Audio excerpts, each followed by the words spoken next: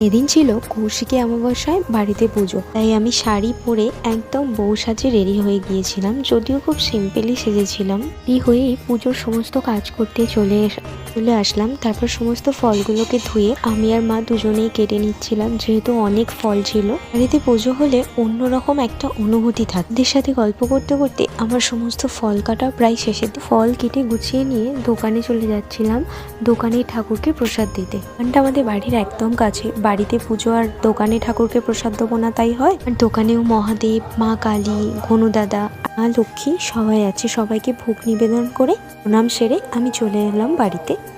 এসে দেখি ততক্ষণে পুজো অলরেডি শুরু হয়ে গিয়েছে। ঠাকুরমশাইও চলে এসছেন। পুজোর পরে ঠাকুরমশাই আরতি করে আমার হাতে প্রদীপ দিলে আমি সবার কাছে নিয়ে যাই ওই প্রদীপে তাপ দেওয়ার জন্য। তারপরে ঠাকুরমশাই শুরু করেন ওম। কমপ্লিট হলেই পুজো প্রায় শেষ। সেটা কমপ্লিট হতে আমরা সবাইকে প্রসাদ দিয়ে দিয়েছিলাম। আজকে